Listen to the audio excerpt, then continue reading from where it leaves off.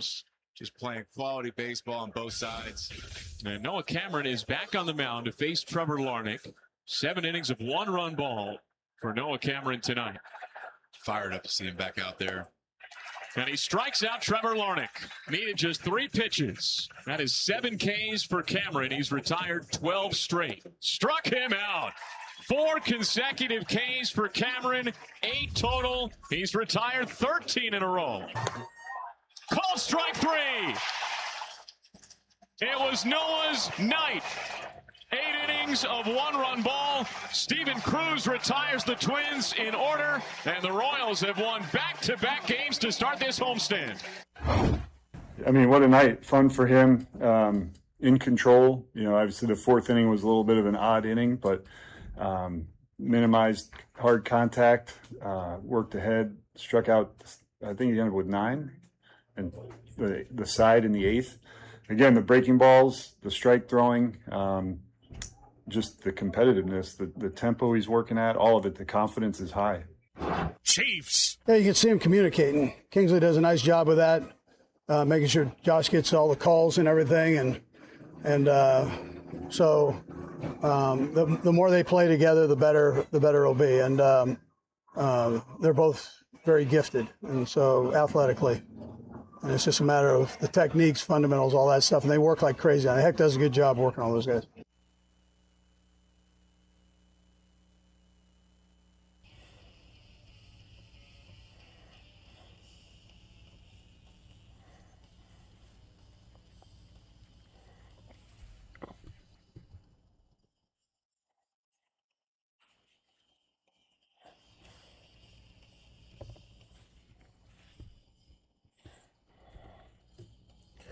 Good morning, Kansas City. This is New Day with SSJ on Sports Radio 810 WHB. It's Thursday, August 6th, 2026.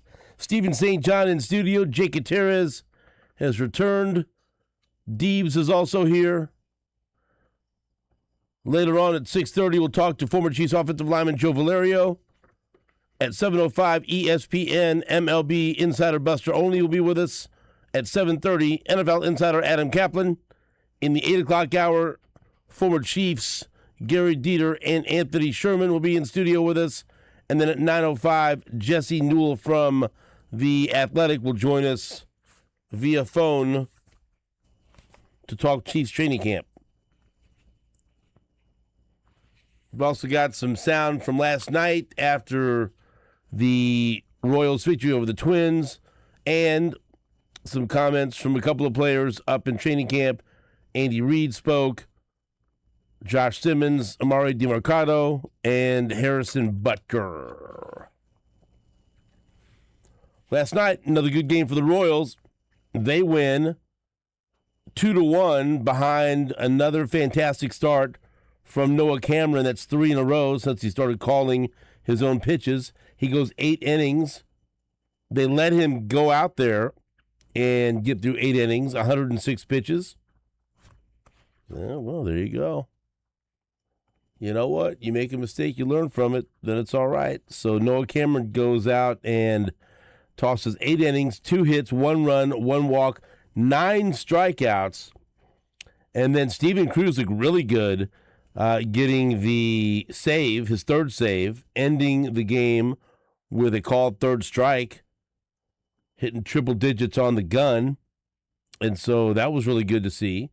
That's why there are some people like Jeff Montgomery who told me at the game the other night when I asked him who should be getting looks as closer. First he said he should, and then after we kind of laughed about that and kind of thought about it seriously, he said Steven Cruz. And so let's see what Steven Cruz can do with the job. Is he the closer next year? I don't know, probably not. I'd go out and add. They definitely need to go out and add to the bullpen. But see what you got. What do you got to lose? Just more games, but how could Steven Cruz be worse than what they've run out there before? And maybe he takes to the role and shows that at least he's an option for next year. Other good things that came out of the game last night. We talked yesterday, we talked a couple of times this week about how Michael Massey is giving the Royals front office, and I think the fan base more confidence that they have second base solved. Knock on wood, as long as he stays healthy. He did make a mistake where he should have got one out, but got greedy and went for tried to get the double play and got nobody out, and that led to a run, and he was pretty pissed off about it. It was interesting listening to him after the game, and how bad he felt because that was the only run that Noah Cameron gave up. But he redeemed himself and came through with a big home run in the 7th inning off A.J. Minter, who was one of the guys the Twins acquired at the trade deadline, a lefty, so it was a lefty-on-lefty home run. And Michael Massey comes through with a big home run in the 7th inning to help give the Royals the lead and the win. And so Michael Massey continues to produce at the plate. I know he had the one mistake last night, but he also had a nice double play that he turned. And overall, you got to be pretty happy with what you've seen if you're a Royals fan from Michael Massey at the plate recently. And look, there was a time when he was the second baseman of the future, the second baseman of the present, and the second baseman of the future, and then he dealt with injuries. And we wondered if he was going to be able to stay healthy enough to hold on to that position. Well, now he's healthy, looks healthy. He's hitting for power.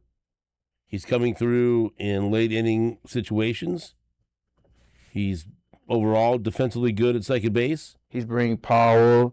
And over the last several weeks, I mean, he's put up offensive numbers that we'll sign up for immediately. Like over the last 3 weeks, it's at 293 with a 772 OPS.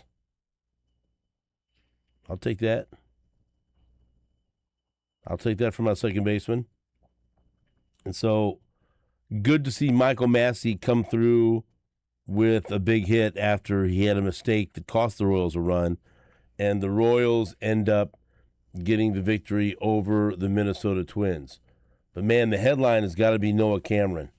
And look, it coincides with me cutting him from my AL rotisserie team because he had an ERA that had gotten into the fives. Look, and now I'm pissed off because I've missed all 3 of these last starts for my team. But it's better that the Royals have not missed him. And it's better for the development of Noah Cameron because he's had some rough moments, some rough spots this year. And now, and it was interesting to hear him talk about this on the field last night when he was asked, what's different? Why does he look so different? He said he just has confidence in what he's doing. It's a different pace. And he just, feels like he's got a grasp of what he wants to do on the mound. No indecision. And I think the most important thing, like I said, is confidence. Pitchers with 3 straight outings of at least 7 innings while giving up 2 hits or fewer since 1898. Rube Marquardt did it in 1911. Randy Johnson did it in 1997. Damian Moss did it in 2002. Justin Verlander did it in 2019. And Noah Cameron has just done it in his last 3 starts. 7 innings, 2 hits, no runs, 8 strikeouts. 8 innings, 1 hit, no runs, 7 strikeouts. 8 innings, 2 hits, 1 run, 9 strikeouts. 23 innings, 5 hits, 1 run, 24 strikeouts. Wow. I mean, that's a wow. Let's hear Noah Cameron on the field after the game talking about another terrific start. Thanks, Jake. Well, Noah, it was your night. 8 innings of one run ball. You retired the last 14 batters you faced. How confident were you feeling out there on the mound tonight? Yeah, it was good. You know, when you have a defense like that, you got Bob back there making plays. Everybody just all around. Salvi, you know, in it with me the whole night, makes it easy. So we were just flowing, and thankfully, you know, got through 8 and gave us a chance to win. You tied a career best with 9 strikeouts. At what point did you...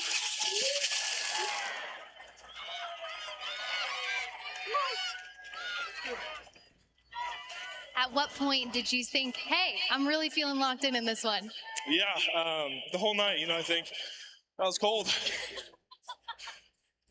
You know, I think after the first couple innings, just kind of got in a groove and just kept going. You know, was getting ahead in the count and just kind of, just cruising after that. So it was good. Noah, the last couple of outings, you've started to call your own pitches. How has that enabled you to really be so locked in on the mound? Yeah, I think just, you know, more conviction, a little bit more tempo in the game. You know, obviously it's worked so far, but, you know, obviously the catchers, you know, they call amazing games anyway. So it's obviously calling the last pitch of the game, you know, twice in a row and ended on strikeouts. So they obviously know what they're doing, but yeah, just, I don't know, just tempo, conviction, a little bit more confidence behind my pitches. Kurtis comes in to close it out. What have you made of him since stepping into the more prominent role out of the bullpen? Yeah, he's amazing. You know, all those guys out there, you know, 100% trust in all of them. You know, him coming in, throwing 101, that's hard to hit. So he's going to do it for a long time. No, congratulations. What a night from you. Kauffman Stadium, give it up for Noah Cameron. Thank you. Thanks, guys. Conviction. So, tempo, conviction, confidence. There you go. Those are the key words you hear from Noah Cameron as to why he's been better these last 3 starts, calling his own pitches. And that's a very good development. So now when you start to think about, and again, knock on wood, stay healthy, no more injuries, please. When you start to think about who will be in this rotation next year. Michael Wacha, Seth Lugo, Noah Cameron. It's a good place to start. Those are the sure things, right? Randy Dobnak wants to continue pitching like that. Maybe he'll have a spot. Who knows? But Noah Cameron, that's a big, big, big development for the Royals that he's turned things around and looks like the Noah. Well, looks better than the Noah Cameron from last year, and that's pretty damn good from this 3-game stretch. We'll talk more about the Royals with Buster, and as the show progresses. But congrats to Noah Cameron for another outstanding performance. We're going to get into a lot of Chiefs talk between now and 10 o'clock. And something I like to do, because I've told you this, when you have national reporters that visit camp, you have to listen to what they say because they don't show up and watch one practice and come to all these conclusions about different players, especially young players or the rookie class. Listen to what they say because this is what the Chiefs are saying. Whether it's Brett Veach or Andy Reid or any one of the assistant coaches. And sometimes, is it propaganda? Sure. Other times you just have to listen and the Chiefs will put it out there, who they're impressed with, who they're not impressed with, who they need to motivate. And so when Albert Breer and Dan Graziano and these guys show up at camp and then come away with a full camp notebook where it would take, watching 6-7 practices to come up with all this information, but they come away from watching 1 hour and 15-minute practice, they didn't come up with that on their own. They're fed this information by whoever their sources are within the organization, and that's how it's presented. And so I like to read through that because I tell you what I see. You hear what Matt Derrick sees and Jesse Newell and Pete Sweeney and the guys we have on the show. Sometimes we're fed information, but not with a big giant spoon like the guys from ESPN and NFL Network are, because they're only there for, a day or two, and they sit down with everybody, they get access to everything, And, they're pulled off to the side. Hey, by the way. Oh, okay. Put that in your notebook and smoke it. So we've got a couple of them we're going to go through today. First, I will tell you that if your dream was for the Chiefs to sign Stephon Diggs, your dream is dead. Because yesterday, Jeremy Fowler on this show told you that he thought Stephon Diggs was going to sign with Washington because he had visited Washington. And he felt very strongly that that was the best fit. And so I asked him, so you think that's the top contender for Diggs? And he said, yeah, I think he's going to go to Washington. Well, a few hours later, like Jeremy Fowler told you on this show, Stephon Diggs is set to sign a one-year deal worth up to $12 million with the Washington Commanders. So now you can move on from Stephon Diggs. Deebo Samuel, off the market, goes to the Niners. And now Stephon Diggs, off the market. Todd Lebo very happy as he badmouthed Stephon Diggs yesterday and said he didn't want him. Well, you don't get him. And Jeremy Fowler told you yesterday on this show that he was going to sign with the Commanders. And so Stephon Diggs got wind of what Jeremy Fowler said on the show and said, I better sign with the Commanders. And he did it. So, what's that leave us with? The wide receivers that we started with. Rashee Rice, Xavier Worthy, Tyquan Thornton, Cyrus Allen, Jalen Royals, Nico Remigio, Andrew Armstrong, and the rest. So we'll start here with what I found to be an interesting tidbit. And sometimes these guys put together, several notebooks and long columns, and you have to dig a little bit to find the good stuff about the Chiefs. Here, Albert Breer, 2 days ago, put together a Chiefs notebook from his training camp visit to St. Joseph. And he had a lot to say about Patrick Mahomes. The number one theme from everyone is, boy, does Patrick Mahomes look good. He looks great. Well, we've told you that. Then they talk about, these are the main talking points. Kenneth Walker. And how about this? The Chiefs are going to be under center more often. Can you believe that? Because they think that's how Kenneth Walker can run the ball most effectively. And how they can run the ball most effectively. And you're going to see a lot more of him in the screen game and the passing game because they think there's some untapped potential as far as what he can do that he didn't do in Seattle. Well, we've told you plenty about that. So, what's some of the interesting stuff? Mansour Delane still working his way back from an injury he sustained in the spring. He's still a week or two away from returning to practice. Because the Chiefs ain't saying nothing about that at the podium. Everyone's day to day. So we'll just start there. Albert Breer was told he's still a week or two away from returning to practice. Nervous at all about that, Jake? Absolutely. I mean, you have to be. I don't have to be nothing. I have to be. Okay. I am. You asked me? Yes, I am nervous about it. I'm nervous about he's going to come in and be behind the 8-ball. He is out there. He's in the defensive huddle. He's listening to the calls. Still. And then he steps away physically. Mentally, he's in it. Sure. Physically, I mean, that's a week less of time that you're getting prepped for the beginning of the season. You're going to have to play a lot of catch-up. And playing catch-up your rookie season, I mean, we saw how it set Fulton back. I'm not saying they're the same player, but it's Fulton being out in training camp last year set him back. So I hope it's a week and not 2. If it's 2, then I'm really worried. Well, there you go. That's what Albert Breer said a week or 2. That's what he was told. Okay? So there's one takeaway. Here's another one. Khalil Benson. Incumbent Jalen Moore gives him a veteran option, but Indiana product Khalil Benson's meteoric rise of the depth chart has created real competition to the position. Benson wasn't even signed as an undrafted free agent initially by the Chiefs, having to win a contract as the team's rookie minicamp as a trial guy.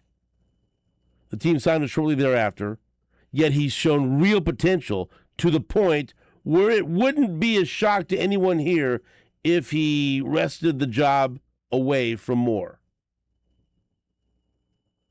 So it's not just one of these things where we're watching him get snaps with the ones and all, you know, what's the motivation behind this?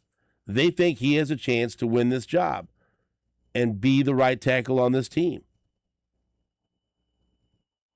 With what they're doing and also now with what they're saying, how they like to float information out there with their national reporters.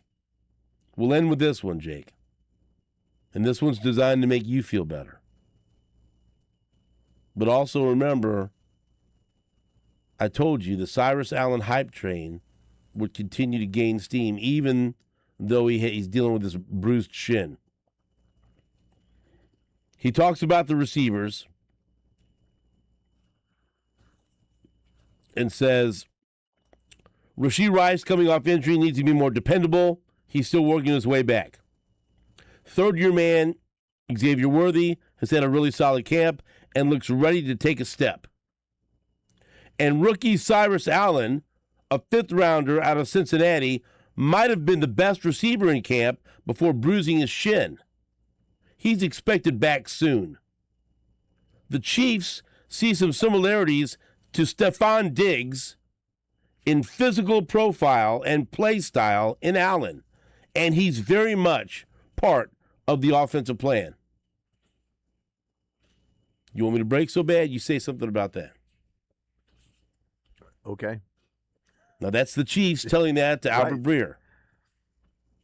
Yeah. I still I'm going to reserve my excitement. I hope I want you to react to exactly what they said. They see similarities between him and Stephon Diggs, and he's very much part of the offensive plan. No. And he was the best. He may have been the best receiver in camp before he got hurt. No, don't compare him to Stephon Diggs. Why not? Because the season Stephon Diggs had last year, coming off an ACL, is better than any rookie receiver that's ever played under Andy Reid. Andy Reid's never had a rookie receiver catch over 1,000 yards. Diggs had over 1,000 yards last year. I think he had 85 catches last year, maybe. No wide receiver has ever done that. The most receptions ever by a rookie was Rashee Rice with 79 in Andy Reid's system. So that's not nothing. That's pretty good. No. Look, he's a rookie. He's a fifth-round pick. I hope he fits great into the system, and I hope he has a really good season. But what's that like? A really good season for him would be over 600 yards and 55 catches. What if they're comparing him to Stephon Diggs as a rookie? Well, what round was Stephon Diggs taken in? They didn't. I mean, he was taken in the fifth round. He was taken in the fifth round. What were his rookie numbers? I'm looking those up right now. 52 catches for 720 yards and 4 touchdowns. Yeah, I take that. They didn't say he reminds us of Stephon Diggs from last year. They said his physical trait, the kind of receiver, physical traits. Didn't say he's going to match the production. I thought you liked that. If you're trying to figure out, I don't think you've seen very much of Cyrus Allen. I haven't. Like, why is he so impressive? Who is he? What's a good comp? What do they think he can be? What is he good at? What do they like about him? And I get it. I'm not telling you that he's going to put up Stephon Diggs numbers from last year, but they just said they see similarities to Diggs in physical profile and play style. It's fair. Now, if they would have said they think he can have the production that Diggs had last year, then we could start to argue about that. But I thought you liked that that's who they compare him to. And it's not a terrible comparison coming into the league because he was also a fifth-round pick. And it's a good comp.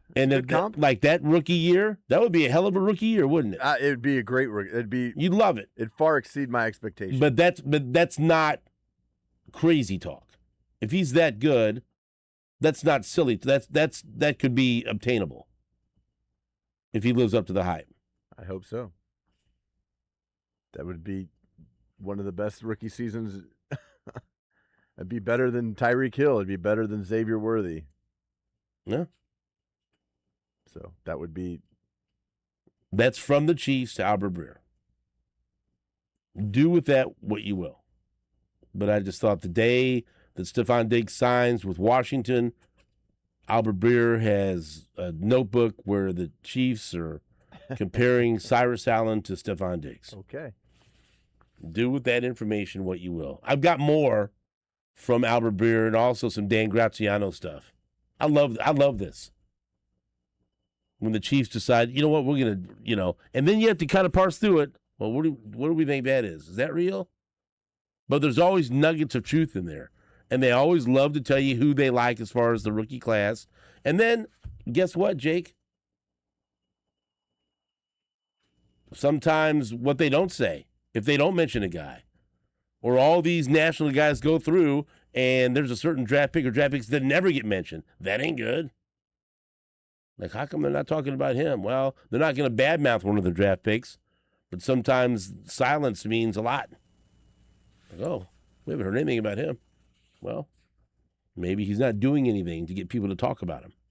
I'm not saying anyone specific, but you'll figure it out. We continue to talk about this and who people are talking about out of camp. And if you never hear anything about certain guys, there's reasons for it. And if they're not pumping up guys in the national media, there's reasons for it. All right, let's go. Lots of stuff to talk about. We'll take a break. Back after this on WHB.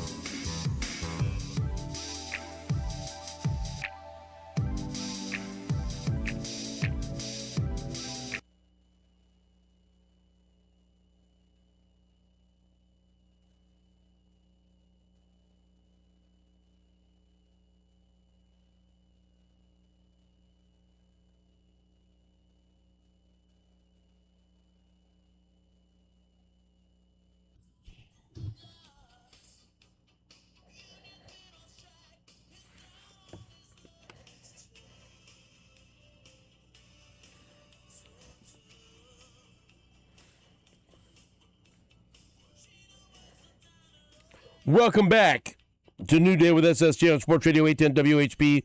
Let's check in with former Chiefs offensive lineman Joe Valerio. What's up, Joe? How you doing? Hey, Steven. Good morning. How are you? Football night. Jake and I were joking on the right before the recording here. Football night. Time to start betting? I don't know about that, Jake. No. I don't think Jake really knows about it either, but he does it anyway. Go Panthers -1.5 tonight. That's what I'm on. Okay, so Joe, there's been several camp notebooks now released by national reporters who have visited camp, and you know that is a way that the Chiefs like to float information out there that they don't share with their everyday beat reporters or people that cover the team on a regular basis. Guys will come in for a day or two and then leave with a notebook that is chock full of information that they would not be able to compile on their own without being fed that information from the Chiefs and whoever their source is, Brett Veach, Andy Reid, assistant coaches, scouts, whatever. But I always think it's interesting because there are nuggets of truth in there, and it's what the Chiefs want put out there in these notebooks. And then we got to figure out, what's the motivation. And so one of the things that they are putting out there, and it's no surprise because we've put it out there because we've seen it, is before that shin bruise that he suffered, how impressive Cyrus Allen has been.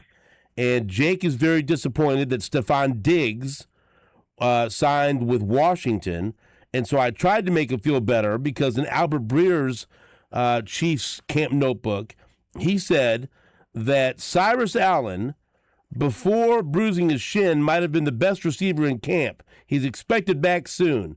The Chiefs see some similarities to Stephon Diggs in physical profile and play style in Allen, and he's very much part of the offensive plan. So someone from the Chiefs told him, yeah, he kind of reminds us of Stephon Diggs, and he's going to be back soon, and he's a big part of the game plan. What's your reaction to that? Jake pushed that away, like I tried to serve him some Brussels sprouts when he was 7 years old. He did not want that. He did not want to eat his vegetables. Do you like that comparison? Does that intrigue you? What do you take away from that?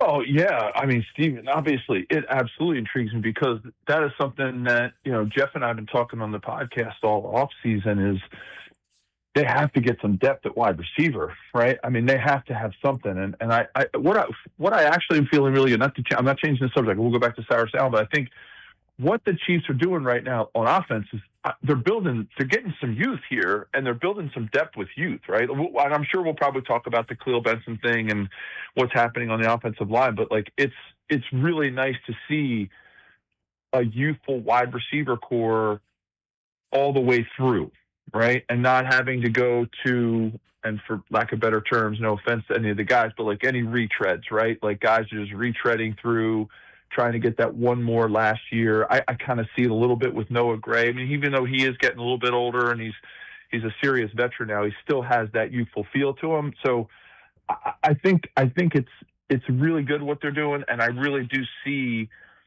I see the likeness. I see the relation to what a Stephon Diggs could do with the size and the speed that Cyrus Allen has, and just the fact of the physical performance and the demonstrated success he's had out on the field through this offseason and camp. So, barring the injury, obviously I don't think anybody's too worried about it. Sometimes those bone bruises can take a turn, but it's in his shin, so it's probably not a deep thigh bruise. It's going to nag him, forever. Probably heal this thing up, get some ice on it and rest and give him a chance to regroup. And I like him. I really have loved the way that he's progressed through training camp and through the off season. And then Dan Graziano in his notebook at ESPN said that the Chiefs basically really were impressed with Allen when they saw film of his 133 yards he put up against Utah in college because he used for a man-to-man NFL-style defense, and that didn't bother him at all. And they saw that's basically when the light switch went on, and they kind of fell in love with Cyrus Allen as a prospect. And so I thought that was a good note as well. Now, You mentioned one of the biggest storylines that continues to dominate camp, and that's the battle at right tackle. And Khalil Benson continues to run with the ones. And so, again, you have the dueling notebooks where the Chiefs want to put that information out there. And so one at ESPN with Dan Graziano, they say they've been so impressed with undrafted rookie Khalil Benson out of Indiana that they've continued to move him up the depth chart, even giving him first-team reps. The Chiefs' first padded practice on Monday was Monday, so Benson has a ways to go and a lot to prove, but they're interested enough to keep giving him chances, and as long as he keeps impressing them, he has a shot to end up starting at right tackle as early as this season. And what Albert Breer wrote, basically the same time, when he's up at camp, and the information he was fed was that he called Khalil Benson's rise a meteoric rise up the depth chart, and he has a real chance to end up as the starter here. And so what do you take away from the Chiefs putting that info out there to a couple of national reporters like, no, hey, we like him, and he has a real chance to start? Well, competition, breeds competition, right? Even if it's subconscious, right? I mean, when you have a battle going on at a spot that was, for all intents and purposes, seemingly locked up throughout the off season, right?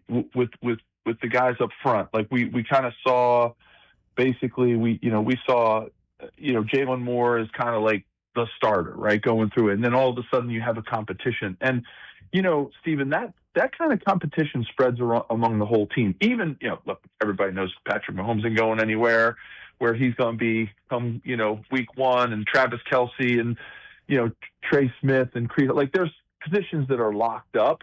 But even so, as guys start to age and they get older and they see competition like that, it does fuel them a little bit, right? To see the fact that nothing is ever written in stone. Coach Schottenheimer used to say that all the time, to keep guys motivated. And so I think it's multifolded, right? It's twofolded, at least, that they have a chance for a competitive environment at right tackle where I think they really are truly looking for the best player to put out there. I think that's the underlying motive.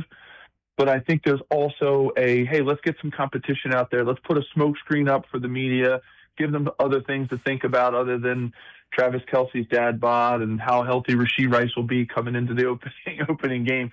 Let's give the other team something to think about as they're game planning and thinking about playing the Chiefs, right? So it's just, you want to create as many focuses as possible. It's kind of like, I'll make this analogy. It's kind of like during the season when they run a trick play that they know maybe isn't even going to work, but they run it because they know that teams now have to put it on their scout cards when they're doing scout practice, or they got to take time watching it in film or putting it on a film cut up, where they have to study it, understand a certain wacky play. It's kind of like what you're doing with all these little battles and news clips, right? Like, hey, let's diffuse the thinking and let's make teams think about lots of other things as they're getting ready to play the Chiefs, other than like just totally zeroing in on Patrick, Rashee Rice, Xavier Worthy, and Travis Kelce, and now Kenneth Walker, right? So just taking the news away from other things to give other people to think about. But I think the most important thing, that the biggest byproduct, is that competitive spirit that it puts within camp and gets everybody hyped up when you have a battle going on. Because that's what this game is about, right? The next guy in line, bigger, faster, stronger, coming up, younger, more youthful. And look, Khalil Benson, he's played some major football, right? I mean, he's won a national championship in Indiana, played at Colorado, bounced around on the line there, multiple positions. I think that his biggest knock that I've heard and seen and read about, looked into, it was his technique. He was a mauler, right? So you have to have flawless technique and flawless execution in the NFL when you play tackle, because you are out there on an island. You got sometimes you get some help from a tight end. You're obviously working with your guard, but man, for all intents and purposes, you are out there on an island. So if the Chiefs have been able to work on that this off season with him after he came to the team, and now through camp, they want to see how his technique, it's going to push both of those guys. I still wouldn't be surprised if Jalen Moore is the starter going into game one. And I'm sure they've had conversations with him. I mean, like, Jalen, look, this is what we're doing. We got a young guy here who's showing the progress. We need you to work on some things. So, this could be extra motivation for him.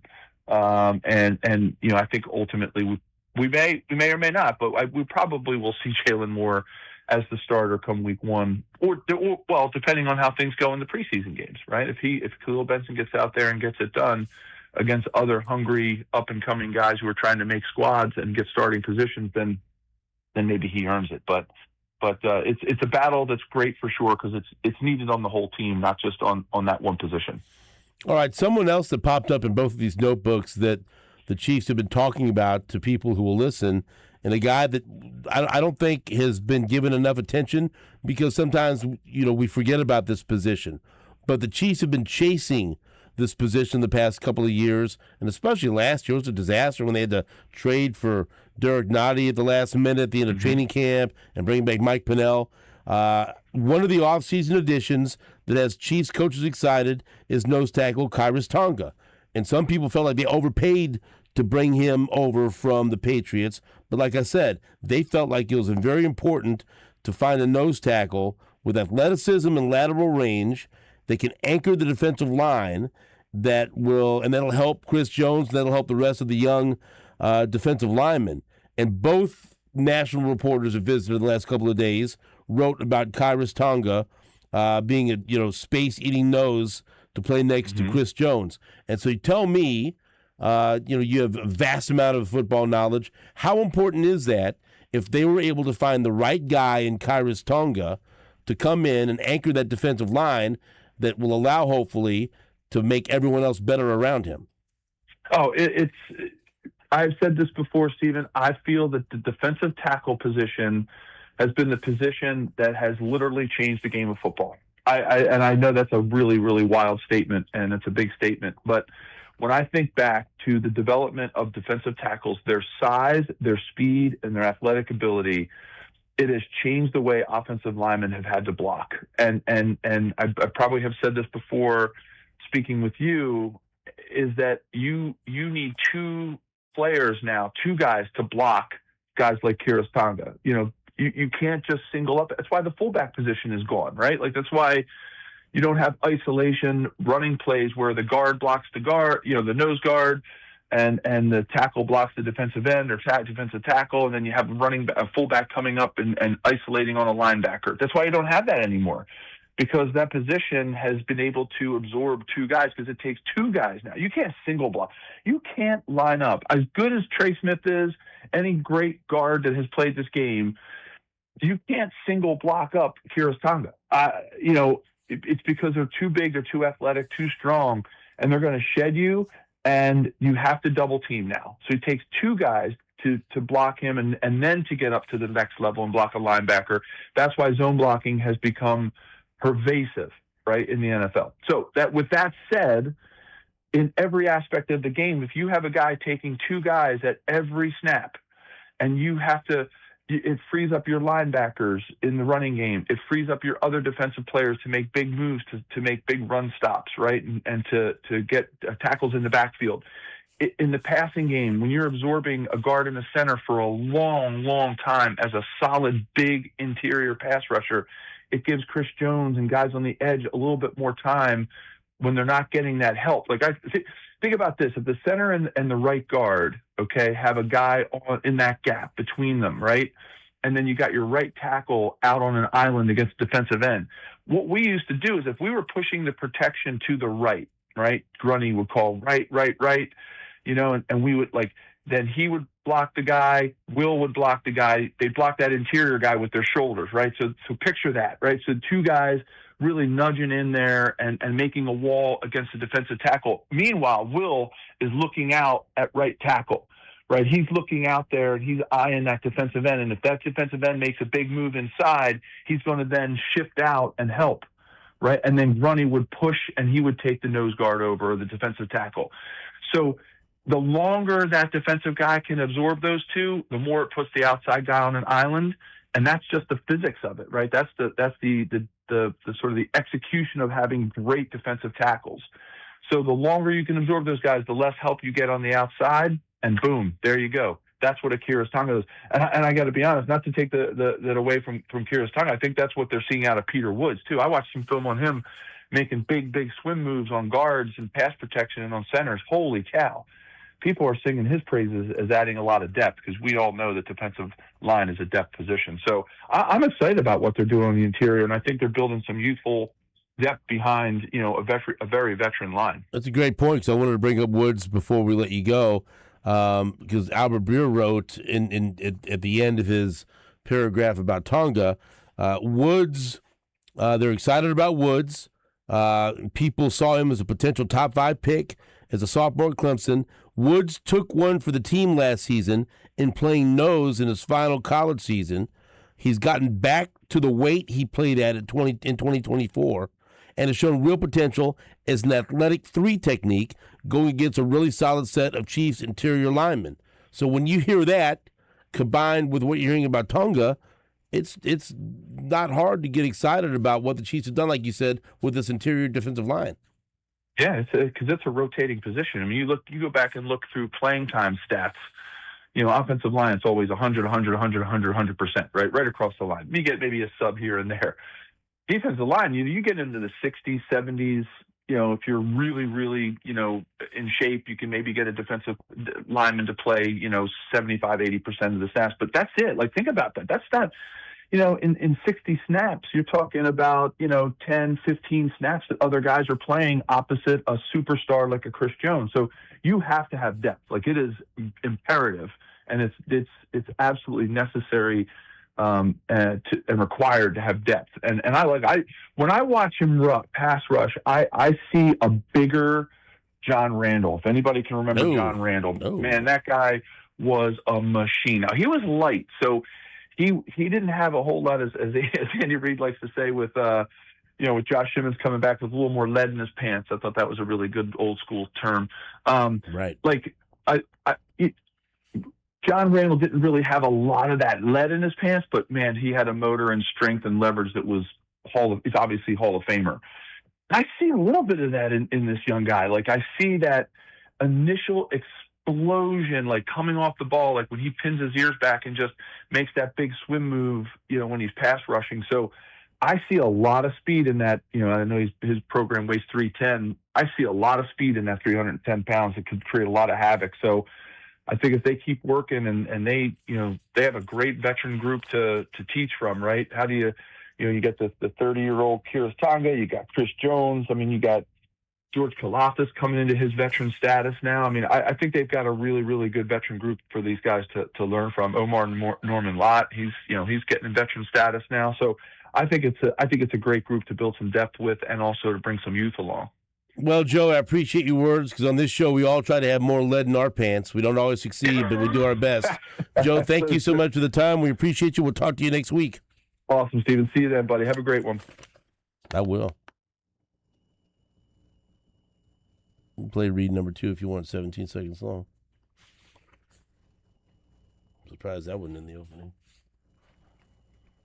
Yeah, so he put on weight in the offseason. He's been able to maintain it. And I think it'll help him. Just not that he couldn't do it at the other weight, but this gives him a little bit more lead in his pants, and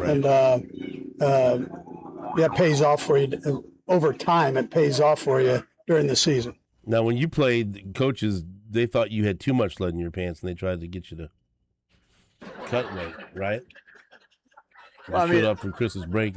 Right. This guy's got too much lead in his pants. I had way too much lead in my pants. Right. Lighten the load. Does that make you happy about Simmons that Andy Reid says there's yes. a little more lead in his pants? Yeah. Right. That's right. Yeah. All right. We'll break. Back after this on Sports Radio 810 WHB.